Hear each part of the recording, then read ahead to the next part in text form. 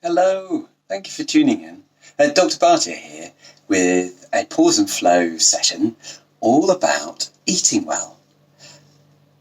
So I'm going to ask a bold question because I know eating is very physically and literally close to our hearts. How do you feel about your eating?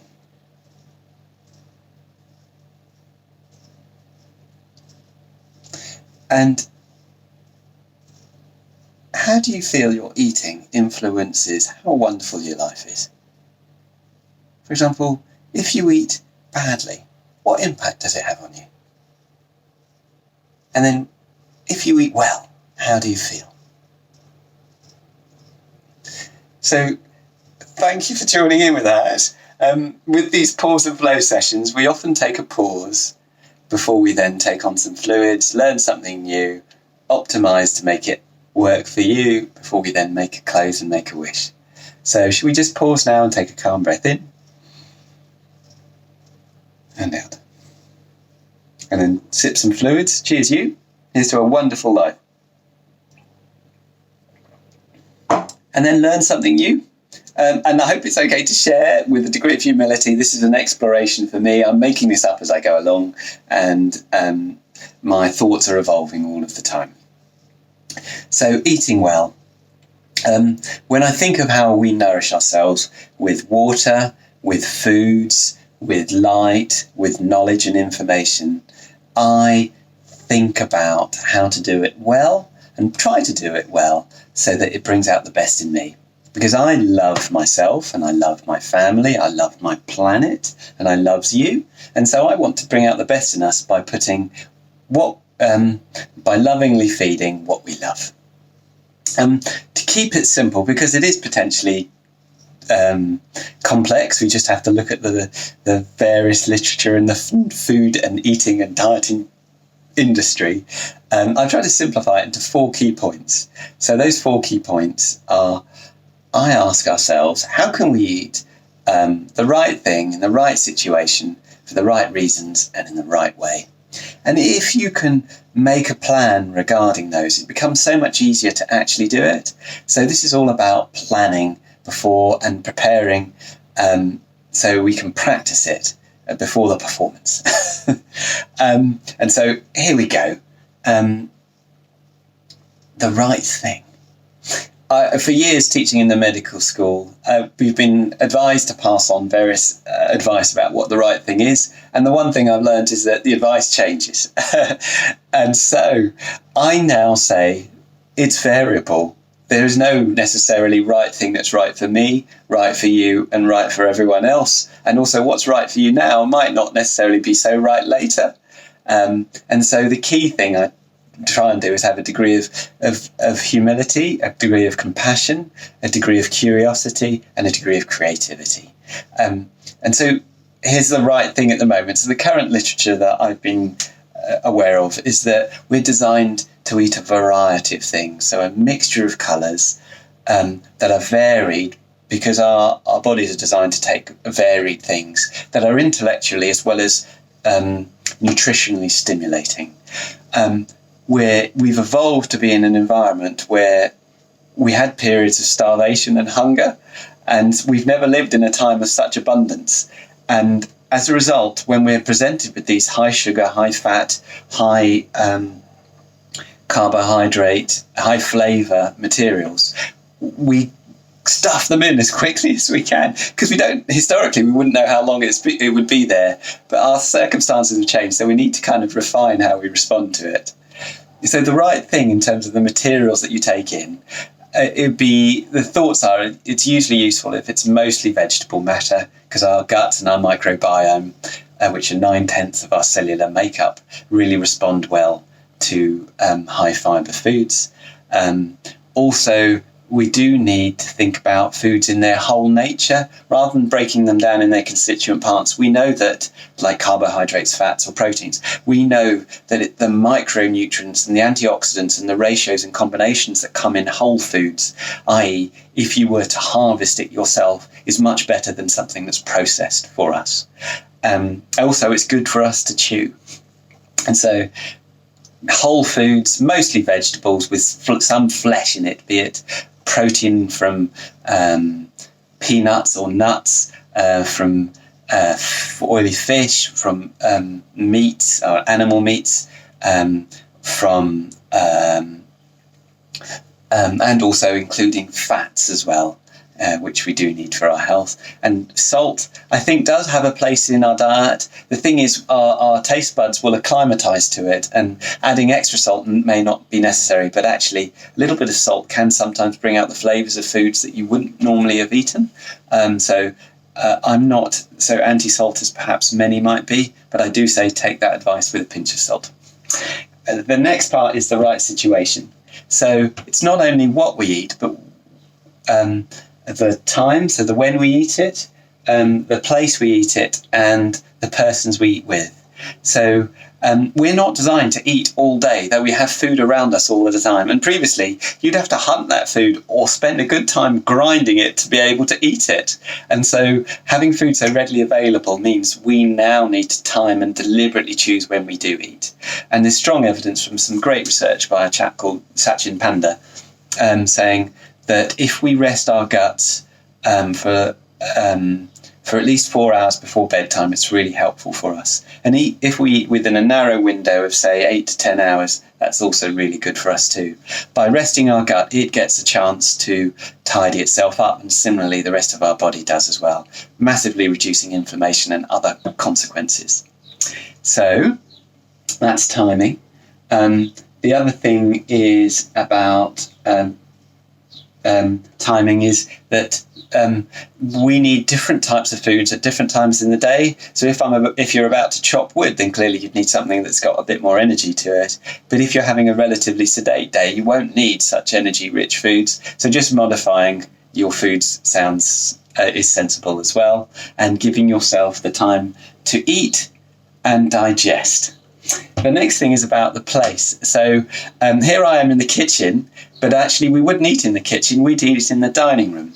So having a specific place to eat that's separate to where you prepare food then means that your body goes from preparation mode into eating mode, and it sets your body up ready to digest. It also defines limits of eating.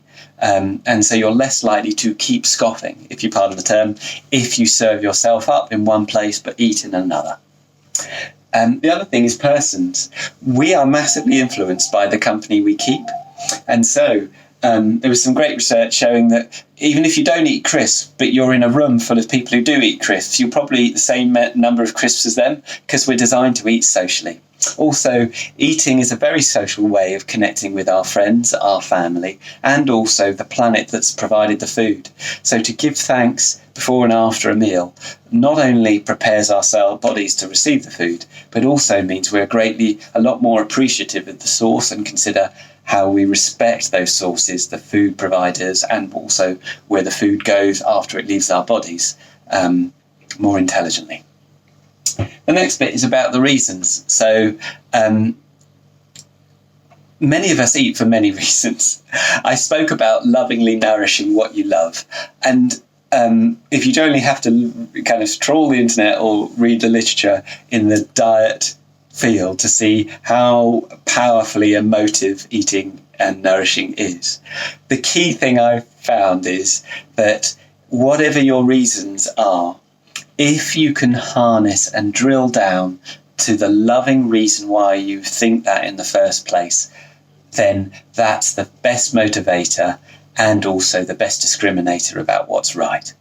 For example, some people might want to lose weight. And a lot of people come to see me saying, I want to lose weight, which is great. It's really easy to do. I'll just get my chainsaw out and we'll amputate a limb. And then they say, no, that's not really what I want. What I'd actually like to do is to change my body composition. And then we drill down to it. And ultimately, they want to have form, function, fun and freedom. They want to form, which is to look beautiful and look good. They want to have function. They want to have a body that works. They want to have fun. They want to enjoy what they're eating, and they want to have freedom. They don't want to feel like they're contained and constrained all the time. And so whenever we get down to the sense of love that underlies it, then that sense of love not only influences our decision making, so we make long-term sensible choices, but we also prime our bodies to feel love, and actually our body digests our food better and gets less stressed when we eat food that's made with love and that tastes loving, which is very different to something that maybe just tastes, immediately pleasurable. We suddenly crave a different sort of food. The next part is the way, and this is the key part in my understanding of the whole set of 4, and that is our bodies respond well when we pay attention to what we're doing. So with modern technologies and TVs and stuff, it's very easy to pay attention to something else other than the food we're eating. But interestingly, by paying attention to it, our bodies get more receptive and ready to choose the foods that are right for us, eat the right amounts, to chew it that's really good for our brain. Interesting, chewing food perfuses our brains better, as well as prepares our body to digest it well and absorb the food well and to eliminate the food well at the other side. And so by having a degree of presence, you can then taste the love in your food, you can appreciate the people you're eating with, the place that you're eating, and eat at the right time, the right things. So there's a lot of stuff in there. So how can it work for you? So if you go to the optimize phase, so the big challenge I've got is to try and help you eat well. And I might share a couple of insights. The first thing I think is that because we're designed to grab what's there, it's much better to plan it than to just rely on our instincts to choose. Until your habits have been retrained, it's much better to plan or practice before the performance. So what I'm going to suggest we do is imagine 24 hours.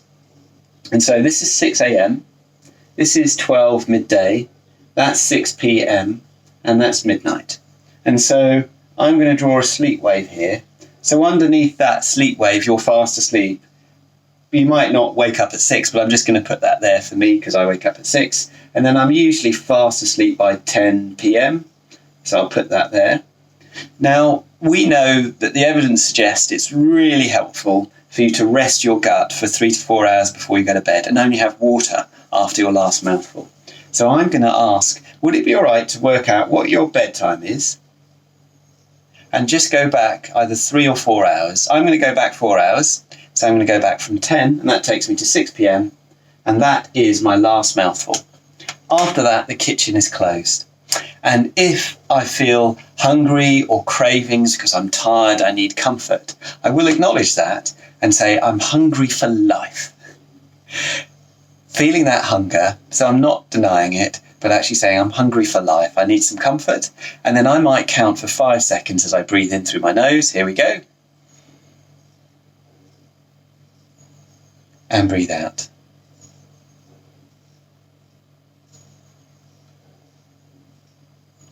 And in doing so, I've switched off my threat response and switched on my deeper frontal cortex, so I've got more resource available to me. I then can escape away from the muesli section in the kitchen and go somewhere else, so I'm taking myself out of temptation's way. The other thing that's really helpful to do, we know, is that if you're struggling, say, with alcohol or caffeine cravings, and sugar cravings, where the physical craving is very powerful, it lights up the same parts of our brain sometimes as the cocaine receptors when you look at the PET scans. It's a very powerful physical addiction. Then it may be helpful to just take yourself completely away for 10 minutes. And so having a little stopwatch or a little reminder that you just start the clock and you go somewhere else for 10 minutes. Or on your last mouthful of your meal, if you're wondering whether I want that sugary pudding, then just start a clock for 10 minutes and take yourself away, because within 10 minutes that craving will have gone. And you'll wonder, what on earth was I thinking about back then? So we said about 6 p.m. here. And then one thing that is useful to do is to know that you've got a kind of ideally a 10 to 10-hour window for most people. I go for it, in which the kitchen is open, and outside those hours the kitchen is closed. So could you decide when breakfast would be an ideal time for you, and just tell me now? And then in between there, if you wanted 1 or 2 more meals, where they would be. And then we're just going to visualise and make a wish for each of those meals to be delicious. So if you were to break your fast, knowing, for example, if you're chopping wood in the morning, it's useful to have porridge. But if you don't need to chop wood, then I would be breaking my fast at midday. But let's say I'm chopping wood that day, so I'd visualise having some porridge there. Could you just visualise your breakfast? A healthy one. And then coming to your next meal, if there was one. So I visualise having some salad for lunch, maybe with a couple of boiled eggs. And then at 3 p.m, I'll either lie semi-supine or I might go for a walk and have an apple. That's my sugary treat. And then can you think of yours? And then could you think of your ideal supper? It might be later than that, that's fine, but just could you think about what it would be? And I think we're planning to have some oven-cooked salmon and roasted veg. So that's my one there. And then now that you've made a plan, I call it a map, you've made a plan, you can now adapt. Which means make a plan and do as you plan to. And so each day or each week, if you can make a little plan about what you'd like to eat, you're much more likely to do it. And then in between times, having lots of nice water, because that brings out the best in us too. So I hope you found that helpful. That's my description of how you might be able to eat well. I hope that was useful. I'd love to hear how it goes for you. And I'll say, with that in mind, bye for now.